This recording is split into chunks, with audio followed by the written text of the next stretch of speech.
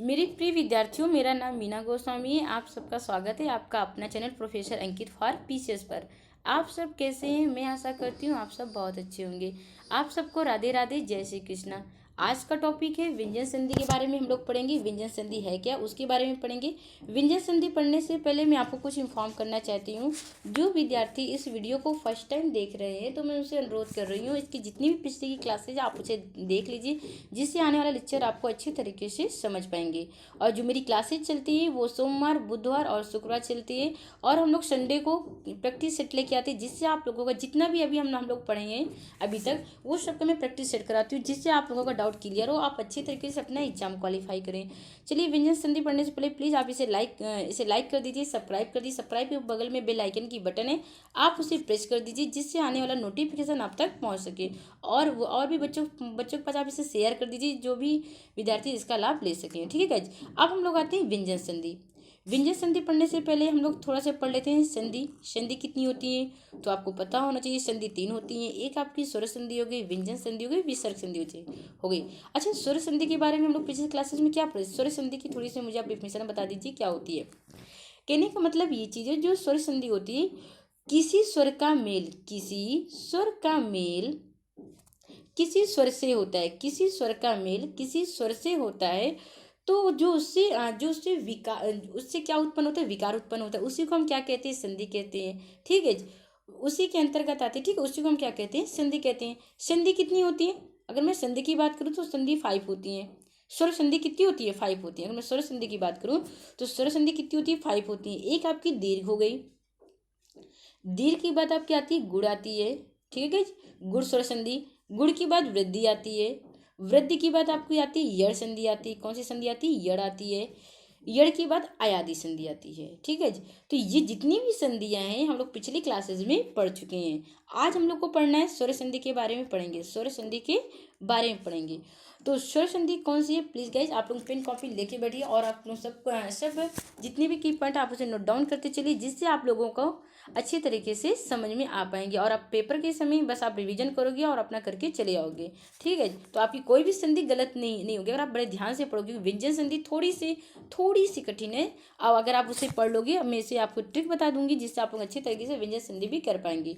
ठीक है, अब देखिए यहाँ पास आते हैं हम लोग। व्यंजन संधि किसे कहते हैं तो आप मुझे बताइए। मैंने पिछली क्लास में जब मैंने बताया था संधि किसे कहते हैं, हमने स्वर संधि की भी डिफिनेशन बताई थी, व्यंजन की बताई थी, विसर्ग की बताई थी। तो व्यंजन संधि की डिफिनेशन क्या होती है? देखिए, व्यंजन का मेल, कहने का मतलब ये चीज है, व्यंजन का मेल स्वर से हो, किससे हो? स्वर से हो, या स्वर का मेल व्यंजन से हो। व्यंजन का मेल व्यंजन से हो, उसे हम क्या कहते हैं? व्यंजन संधि कहते हैं। ठीक है, अब कहने का मतलब ये चीज है कि देखिए, व्यंजन का मेल स्वर से हो, या स्वर का मेल व्यंजन से हो, या व्यंजन का मेल व्यंजन से हो, तो उसे हम क्या कहते हैं? व्यंजन संधि कहते हैं। तो व्यंजन संधि पढ़ने से पहले मैं कुछ आपको बता दूं। ये दो ही कंडीशन, देखिए व्यंजन संधि जो होती है, व्यंजन संधि 30% एग्जाम में पूछा जाता है। 30% के लिए मुझे पढ़ना है। ठीक है, और व्यंजन और विसर्ग संधि 30% हमें तो एग्जाम के लिए पढ़ना ही पढ़ना है। लेकिन ये इससे आपका एक और भी क्लियर हो जाएगा, जो वर्तनी शुद्धिकरण होते हैं वो भी आप आसानी से कर पाएंगे। इसीलिए गाइज आप इसे बड़े सावधानी पूर्वक पढ़िएगा, बड़े ध्यान से पढ़िएगा, जिससे जिससे आप लोगों की जो वर्तनी शुद्धिकरण होती है, आप इसे भी बहुत अच्छी तरह, अगर आप व्यंजन संधि सीख गए, विसर्ग संधि सीख गए, तो आप ये समझ लीजिए आपको वर्तनी शुद्धिकरण आ जाएगी। आपको अच्छी तरीके से आप कोई भी शब्द को लिख पाओगे और समझ पाओगे, जो लोग गलत कर देते हैं। ठीक है, ये तो आपका हो गया। अब हम लोग आते हैं, अब देखिए, जो इसकी कंडीशन होती है, इसकी एक ही कंडीशन होती है, क्या होती है? प्रथम शब्द का अंतिम वर्ण और द्वितीय शब्द का प्रथम वर्ण, ये आपका हो गया। ठीक है, तो अब हम लोग आते हैं यहाँ पास, व्यंजन का मेल स्वर से होता है। किसका? व्यंजन का मेल स्वर से हो, या व्यंजन का मेल व्यंजन से हो। अभी हम लोग डिफिनेशन करके आए हैं, ये चीज बोले ना कि व्यंजन का मेल स्वर से हो, या व्यंजन का मेल व्यंजन से हो, या फिर आपका स्वर का मेल किसके साथ हो? व्यंजन से हो। तो आपकी ये क्या क्या होती है? स्वर संधि, वो व्यंजन संधि होती है। कौन सी संधि होती है? व्यंजन संधि होती है। अब देखिए, इसको पहचानने का सबसे अच्छा तरीका है, जब व्यंजन संधि जब आपस में मिले, देखिए जब यहाँ पास व्यंजन संधि होगा हमारा दिया होगा, और तभी आप ये समझ लीजिए अंतिम वर्ण में जब व्यंजन संधि आपकी और ये इसके नीचे क्या होगा, कोई भी वर्ड में हलंत नीचे होगा तो आप ये समझ जाएंगे ये कौन सी संधि है। मतलब 90% केस में ये हलंत इसके नीचे जरूर दिया होगा। और 10% जो केस में बात करूँ तो इसके नीचे हलंत नहीं दिया होगा। 10% में हलंत नीचे नहीं दिया होगा। ये जो हमारा 10% हमारा जो स्वर हो सकता है तभी इसमें हलंत नहीं होगा। ठीक है, यहाँ पास व्यंजन होगा तो होता है यहाँ पास। ठीक है, तो ये आपका हो गया। अब कहने का मतलब ये चीज़ है कि हम लोग सब स्वर संधि पढ़े थे। तो स्वर संधि हम लोग कितने में पढ़े थे, 11 में ही पढ़े थे, 11 के अंतर्गत ही पढ़े थे। जो हमारी स्वर संधि कितनी होती हैं, 11 के अंतर्गत ही पढ़े थे। ठीक है, जो आपका ये अंगाहा होता है ये इससे बाहर होता है। ये किस में आ जाता है, अयोग वहाँ में आपका आ जाता है। किस में आ जाता है, अयोग वहाँ में आ जाता है। तो जो भी हम लोग स्वर संधि में पढ़े थे 11 के अंतर्गत पढ़े थे। इसी तरह अब हम लोग व्यंजन संधि पढ़ेंगे। व्यंजन संधि हमारी कितनी होती हैं, 3 होती हैं। अगर मैं बात करूँ यहाँ पास व्यंजन संधि कितनी होती है, 33 होती है। व्यंजन संधि कितनी होती है, सॉरी 33 होती है। कितनी होती है, 33 होती है। तो हमें जो संधि करनी है यही 33 के अंतर्गत ही करनी है। जो भी हमें संधि होगी ये 33 के अंतर्गत होगी। अब अगर कोई भी विद्यार्थी मुझसे ये क्वेश्चन करे कि मैम 33 क्यों, ये संयुक्त व्यंजन भी हो सकता है, तो इसमें संधि नहीं होती ना, आपके संयुक्त व्यंजन में होती है। संयुक्त व्यंजन कौन कौन से मैंने आपको बताया था, ये जो आपका छा हो गया, ठीक है, त्रा हो गया, ग्रा हो गया और श्रा हो गया, ये आपके संयुक्त, इसमें संधि नहीं होती है। ठीक है, इसी तरह आपके द्विगुण में भी संधि नहीं होती है। ठीक है, तो इसमें आपकी संधि नहीं होती। ओनली सिर्फ संधि हम लोग करते हैं आपकी स्पर्श व्यंजन में संधि होती है। जो आपका स्पर्श व्यंजन होता है एक ये अंतस्थ व्यंजन में, अंतस्थ व्यंजन हो गया, आपकी ऊष्म व्यंजन हो गए। इसी 33 व्यंजन में आपकी संधि होती है। ये आपका, आप लोग इसे की पॉइंट के रूप में लिख लीजिएगा कि जो हमारी संधि होगी वो सिर्फ स्पर्श व्यंजन, अंतस्थ व्यंजन और ये आपका ऊष्म व्यंजन में होगी। और जिसमें संधि नहीं होती है, व्यंजन संधि नहीं होती है, तो वो आपका संयुक्त हो गया और वो आपका द्विगुण हो गया। इसमें संधि नहीं होती है। अब हम लोग आते हैं यहाँ पास। देखिए, अब व्यंजन पढ़ने से पहले हम लोग क्या पढ़ते हैं, जब हम लोग व्यंजन पढ़ते हैं तो हम लोग क्या पढ़ते हैं, सबसे पहले हम लोग देखते स्टार्ट किससे करते हैं, स्पर्श व्यंजन से करते हैं। किससे करते हैं, स्पर्श व्यंजन से करते हैं। तो जो आपके स्पर्श व्यंजन होता है वे कितने होते हैं, आपके 25 होते हैं। कौन कौन से, स्टार्टिंग कहाँ से होती है, आपके का वर्ग से लेके पा वर्ग तक। तो इसमें जो स्पर्श व्यंजन होते हैं वो 25 होते हैं। ठीक है, 25 कहाँ से आते हैं, अब अगर मैं 25 की बात करूँ कहाँ से आते हैं, तो ये का से लेके मा तक, का से लेके, ये आपका का से लेके मा तक, ये आपके क्या होते हैं, स्पर्श व्यंजन होते हैं। ये आपके क्या होते हैं, स्पर्श व्यंजन होते हैं। अब देखिए, स्पर्श जो व्यंजन है आपका, जो आपका स्पर्श व्यंजन है, इसका दूसरा नाम क्या है, स्पर्श व्यंजन का दूसरा नाम क्या है, वर्गीय, क्या है, वर्गीय व्यंजन। इसे हम क्या कहते हैं, जब संधि करते हैं तो इसका वर्गीय व्यंजन क्या होता है, वर्गीय व्यंजन। स्पर्श व्यंजन का दूसरा नाम क्या है, वर्गीय व्यंजन है। ठीक है, जब आप लोग जब संधि करते हैं तो देखिए, अब देखिए संधि करने से पहले हम लोगों को वर्णमाला का ज्ञान होना बहुत जरूरी है। ठीक है, अगर आप संधि करते हो तो हमें वर्णमाला का ज्ञान होना बहुत जरूरी है। इससे ये चीजें, अब हम लोग आते हैं अपना, ये जो आपका जो ये आपका स्पर्श व्यंजन है, ठीक है, ये आपका क्या स्पर्श व्यंजन है। ठीक है, स्पर्श व्यंजन है ये अब देखिए, ये जो वर्गीय में बटा हुआ है, ये किस में बटा हुआ है, वर्गीय में बटा हुआ है। इस किस में बटा हुआ है, वर्गीय में बटा हुआ है। ठीक है, तो इस तरह अब देखिए, ये जो आपका का वर्ग है, अब देखिए ये जो आपका का वर्ग है, अगर मैं का वर्ग की बात करूं, ये का वर्ग है, ये आपका का वर्ग, एक मिनट गाइज, हाँ, ये जो आपका का वर्ग है बाएं से दाएं की ओर चलते हैं। इसी तरह हम लोग चा वर्ग में भी करते हैं, इसी तरह टा वर्ग में भी करते हैं, बाएं से दाएं की ओर। ठीक है, इसी तरह हम लोग आते हैं ता वर्ग में और पा वर्ग में आते हैं। ये तो आपकी हो गई। और दूसरी जो हो गई, जो हम लोग ऊपर से नीचे की ओर करते हैं। अब कहने का मतलब ये चीज़ है, ये जो आपका प्रथम, द्वितीय, तृतीय, चतुर्थ और पंचम। ठीक है, अब ये ऊपर से लेके, ये आपका ऊपर दिया हुआ है प्रथम वर्ग हो गया, ये आपका द्वितीय वर्ग हो गया, ठीक है, ये आपका तृतीय वर्ग हो गया। तो प्लीज़ गाइज आप इसे नोट डाउन करते चलिएगा, जिससे आप लोगों को संधि करने, व्यंजन संधि करने में बड़ी आसानी होगी। आप ये समझ लीजिए, द्वितीय, तृतीय, पंचम, इसी में आपकी क्या होती है, संधि होती है, व्यंजन संधि होती है। ठीक है, तो ये आपका चतुर्थ हो गया और ये आपका क्या हो गया, पंचम हो गया, पंचम हो गया। ठीक है, तो जो एक हम लोग बाईं से दाईं ओर करते हैं और एक हम लोग ऊपर से नीचे की ओर करते हैं, आपका प्रथम वर्ग, तृतीय वर्ग जो भी है। ठीक है, उसके बाद अगर मैं बात करूं कि यदि यदि जब भी कभी संधि आएगा, जब भी कभी संधि आएगा तो प्रथम वर्ग का मेल किसके साथ होगा? जब का प्रथम वर्ग का मेल होगा, जब भी कभी संधि आएगी तो आप ये समझिए प्रथम वर्ग का मेल किसके साथ होगा? तृतीय के साथ होगा, चतुर्थ के साथ होगा, या पंचम के से हो सकता है, किसे हो सकता है, ठीक है। हो तो मतलब कि पंचम से हो तो आप समझ जाइए किस वर्ण की बात कर रहे हैं। जो इसकी डिफिनीशन होगी अभी मैं आपको लिखा दूंगी, आप अच्छे तरीके से समझ पाएंगे। इसके बाद आपका आता है अंतस्थ व्यंजन आता है। उसके बाद जो भी आपका अंतस्थ व्यंजन है या, रा, ला, वा। इसके बाद फिर आपका ऊष्म व्यंजन आता है सा, सा, हा। अब उस व्यंजन का जो दूसरा नाम है, देखिए इसको जो हम दूसरे उसमें से भी कहते हैं श्रृंगी व्यंजन कहते हैं। कौन से व्यंजन कहते हैं? श्रृंगी व्यंजन, ठीक है, श्रृंगी व्यंजन भी कहते हैं। इसे उस व्यंजन को श्रृंगी व्यंजन भी कहते हैं। अब आइए हम लोग व्यंजन संधि की नियम की बात करते हैं। किसकी बात करते हैं? व्यंजन संधि की नियम की बात करते हैं। अब यहाँ से हम लोग व्यंजन संधि के बारे में पढ़ेंगे। अब देखिए यहाँ पास क्या कह रहा है, व्यंजन संधि की नियम। देखिए परिभाषा, ये थोड़ा सा हम लोग डिफिनीशन कर लेते हैं, उसके बाद तो ट्रिक मैं आपको बताऊंगी, ठीक है, जिससे आप लोगों को व्यंजन संधि करने में आसानी होगी। किसी वर्ग के पहले वर्ण के तीसरे में परिवर्तन, मतलब जो आपका पहला वर्ण है वो तीसरे में कैसे परिवर्तित होता है, ठीक है। किसी वर्ग के पहले वर्ण कौन सा है? का, चा, टा, ता, पा का मेल किससे हो रहा है? किसी स्वर से हो रहा है। किसी वर्ग का तीसरे वर्ण से हो रहा है, ये आपका हो गया। अथवा चौथे वर्ण का मेल, ये हो गया। अथवा अंतस्थ व्यंजन, ये आपके अंतस्थ व्यंजन हो गए, से होने पर जो वर्ग का पहला वर्ण अपने ही वर्ग के तीसरे में परिवर्तित हो जाते हैं। तो ये चीज जो हमारी है ये किसी भी किताब में आपको मिल जाएगी। आप इसे पढ़ोगे, बच्चे से पढ़ तो लेते नहीं, समझ नहीं पाते हैं ये क्या कह रहा है। अब आप लोग समझ नहीं पाते हो कि ये कैसे क्या कह रहा है, डिफिनीशन क्या कह रहा है। अब आइए इसके लिए मैं आप लोगों के लिए एक फार्मूला लेके आई हूँ, जो एक फार्मूला के लीजिए या ट्रिक के लीजिए, आप बड़े आसानी से आप समझ पाएंगे, ठीक है। अब हम लोग आते हैं अपने फार्मूला में आते हैं। तो बताइए आप किसको किसको समझ में आया?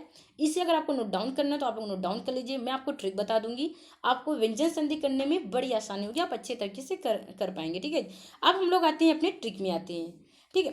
कहने का मतलब ये चीज़ है कि आप सबसे पहले प्रथम शब्द का अंतिम वर्ण और द्वितीय शब्द का प्रथम वर्ण, ये चीज़ आपके दिमाग में होना चाहिए, जिससे आप लोग बड़े आसानी से कर पाएंगे।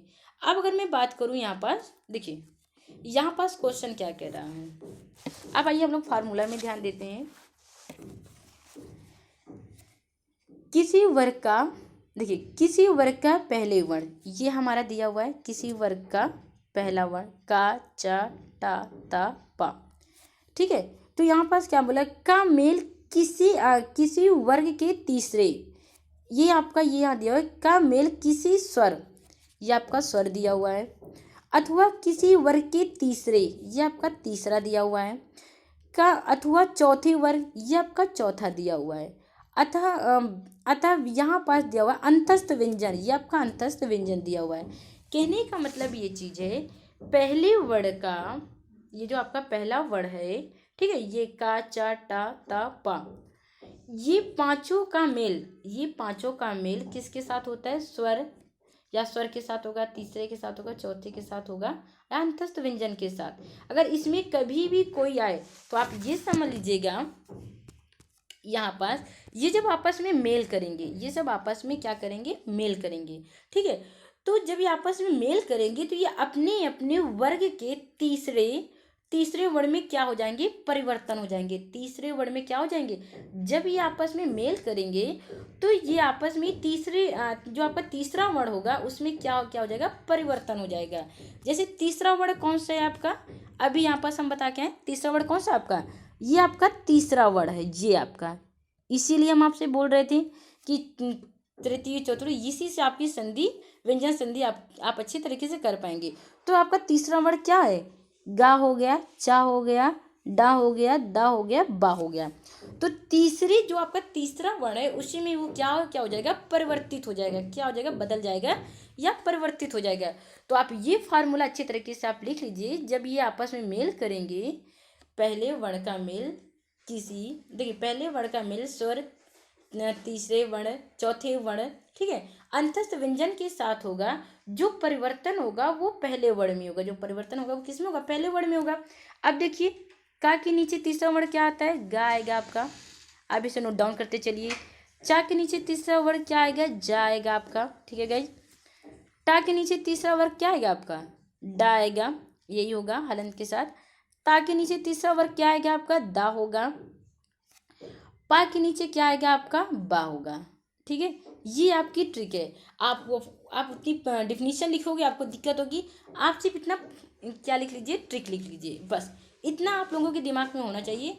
आप व्यंजन संधि बड़े आसानी से कर पाएंगे। आपके दिमाग में दो चीज़ होना चाहिए, अंतिम वर्ण, प्रथम वर्ण हो जाएगा, ठीक है। अंतिम वर्ण कौन कौन से होते हैं, तो आपका जो पहला वर्ण दिया हुआ है, अब जो आपका अंतिम वर्ण दिया हुआ है वो पहले वर्ण की। अब प्रथम वर्ण में कौन कौन से आते हैं, स्वर, तीसरे वर्ण, चौथे वर्ण। अंतस्थ व्यंजन की जब आपस में मेल होते हैं, इसका जो परिवर्तन होता है तो तीसरे वर्ण में होता है, अंतिम वर्ण के तीसरे वर्ण में होता है। तो आपका का गा हो जाएगा, चा का जा हो जाएगा, टा का ठा हो जाएगा, ता का दा हो जाएगा, पा का बा हो जाएगा, ठीक है। इसमें परिवर्तन होगा। अब हम लोग करते हैं, अब आइए हम लोग थोड़ा सा कर लेते हैं इसकी हम कर लेते हैं। यहाँ पर जो दिया हुआ है देखिए, दिक् धन दर्शन। तो आप ये बताइए दिक् का मतलब क्या होता है, दिशाएं से होता है। इसका जो अर्थ होता है वो किससे होता है, दिशाएं से होता है, ठीक है, दिशाएं से होता है। अब देखिए इसका अंतिम वर्ण क्या है, इसका अंतिम वर्ण क्या दिया है, का दिया हुआ है। इसका अंतिम वर्ण का दिया हुआ है। अब प्रथम वर्ण क्या दिया हुआ है, आप मुझे ये बता दीजिए जल्दी से, प्रथम वर्ण क्या दिया हुआ है, दर्शन दिया हुआ है। क्या दिया हुआ है, दर्शन, ठीक है। ये जब आपस में मेल करेंगे तो परिवर्तन किस में होगा, इसमें होगा। परिवर्तन किस में होगा, इसमें होगा। जब इसमें होगा तो इसका तीसरा वर्ण क्या होता है, आप मुझे ये बता दीजिए। गा होता है। क्या होता है, हलंत के साथ आ जाएगा आपका, गा होगा। बचा हुआ वाक्य हम लोग नीचे लिख देते हैं। हम लोग पिछले भी संधि में यही चीज़ करके आए हुए हैं, ठीक है। अब ये जो आपका दर्शन दिया हुआ, इसे ज्यों का त्यों उतार देते हैं। इसे हम क्या करते हैं, ज्यों का त्यों उतार देते हैं, ठीक है। अब यहाँ पास थोड़ा सा आप यहाँ पास ध्यान रखिएगा, जो भी आपका ये चीज़ होगा, ये जो हमने लिखा था इसके नीचे, ये आपका गा हो गया। ये आपका चा का तीसरा वर्ण क्या होता है, जा होता है। ये टा का तीसरा वर्ण क्या होता है, वर्ण क्या होते हैं, ये होता है। ता का तीसरा वर्ण क्या होता है, आप मुझे ये बताओ जल्दी से, दा होता है। और पा का जो होता है, बा होता है, ठीक है। और जो ये होते हैं ज्यों का त्यों उतर आते हैं, ज्यों का त्यों उतर आते हैं, ठीक है। तो आप इसे नोट डाउन कर लीजिएगा। अब हम लोग आते हैं इसमें, ये हम लोग आ रहे हैं नीचे। ये कहने का मतलब ये चीज़ें, ये आपका हो जाएगा अंतिम वर्ण। का को हम वैसे लिखे, ये अंतिम वर्ण इसमें क्या है, का है, धन। अब इसमें जो आपका प्रथम वर्ण है, दा है, दा है, ठीक है गाइस। अब ये जब आपस में मेल करेंगे तो परिवर्तन किस में होगा, आपका अंतिम वर्ण में होगा। अंतिम वर्ण में होगा का तीसरा वर्ण कौन से होते हैं, तीसरे वर्ण की तो बात कर रहे हैं। परिवर्तन किस में होता है, तीसरे वर्ण में होता है। अपने अपने वर्ग के तीसरे वर्ण में परिवर्तित होते हैं। तो इसका तीसरा वर्ण का क्या हमने बताया था, गा हो गया, ठीक है। ये आपका गा। बचा हुआ टुकड़ा हम लोग क्या करते हैं, नीचे उतार देते हैं। कहाँ उतार देते हैं, नीचे। अब ये जो था आपका ज्यों का त्यों लिख देंगे। क्या कर देंगे, ज्यों का त्यों लिख देंगे, ज्यों का त्यों लिख देंगे, ठीक है गाइस। इसी तरह अगर अब देखिए यहाँ पास ये हम हलंत हटाते हैं, तो ये बेचारा जब हलंत हटाते ये लड़खड़ा के गिर जाता है। ये लड़खड़ा के क्या कर देता है, गिर जाता है। अब ये कह रहे भैया सहारा हम आपको दे देंगे, आप परेशान मत होइए, ठीक है। ये बगल वाले भैया क्या कह रहे हैं, सहारा हम दे देंगे, आप परेशान मत होइएगा। तो ये सहारा देने के लिए आ जाते हैं। तो ये पूरा तभी सहारा देते हैं तो हमारा कंप्लीट वाक्य वो बन जाता, संधि बन जाती है, दिग् दर्शन, दिग् दर्शन, दिग् दर्शन, ठीक है गाइज। ये हमारी क्या बन गई, संधि बन गई। ये हमारी क्या बन गई, व्यंजन संधि बन गई, ठीक है। तो ये क्या हो गया, दिग् दर्शन। इसी तरह मैं बात करूं दिक्, देखिए दिक्, प्लीज़ गाइस अगर आपको ये वीडियो अच्छी लगी हो तो आप इसे लाइक करिएगा, सब्सक्राइब करना मत भूलिएगा। उसके बगल में बेल आइकन की बटन है, आप उसे प्रेस कर दीजिएगा, जिससे आने वाली नोटिफिकेशन आप तक पहुंच सके। आप इसे बच्चों के बीच तक शेयर कर दीजिए, जिससे और भी बच्चे इसका लाभ ले सकें, ठीक है। अब देखिए दिक् धन विजय, मैं यहाँ पर डिफाइन कर दूँ, दिक् धन विजय। अब देखिए इसमें सबसे पहले आप मुझे ये बताइए कि इसमें अंतिम वर्ण क्या है, आपका का है। अंतिम वर्ण क्या है, का हो गया। इसी तरह धन, अच्छा मुझे प्रथम वर्ड बताइए, इसमें प्रथम वर्ड क्या है? इसमें जो आपका प्रथम वर्ड दिया है आपका ई होगा या वी होगा? वाह जिसको बोलते हैं वाह होगा। तो इसमें जो प्रथम वर्ड है वो क्या होगा? तो आप मुझे ये बताइए। बहुत तो बच्चे बोल रहे होंगे नहीं मैम ई होगा क्योंकि इसमें ई नज़र आ रहा है। क्यों? यही होगा, बताइए जल्दी से। आइए, अच्छा मैं आपको बता रही हूँ। हम लोग क्या करते हैं, वर्ण विच्छेद कर लेते हैं। थोड़ा सा क्या कर लेते हैं, वर्ण विच्छेद। देखिए वी धन ई धन जा धन आ धन या धन आ। अब ये बताइए मुझे, इसमें जो आपका है प्रथम वर्ड कौन सा है? वी। क्या है? वी। वी है ना आपका प्रथम वर्ड। ऐसे आप लोग वो वर्ण विच्छेद कर लीजिएगा जिससे आप लोगों को आसानी होगी। ये हो गया। ये जब आपस में मेल करेंगे तो परिवर्तन किस में होता है? आपके अंतिम वर्ण में होता है। किस में होता है? अंतिम वर्ण में होता है। अंतिम वर्ण में होगा तो का तीसरा वर्ण कौन सा होता है? जब भी कभी परिवर्तन होता है तो का तीसरा वर्ण में होता है परिवर्तन। ठीक है, तीसरे वर्ण में परिवर्तन होता है। तो इसमें जो होगा वो गा हो जाएगा। क्या हो जाएगा? गा हो जाएगा। ठीक है, गा आ जाएगा। अब जो बचा हुआ वाक्य है वो क्या होगा?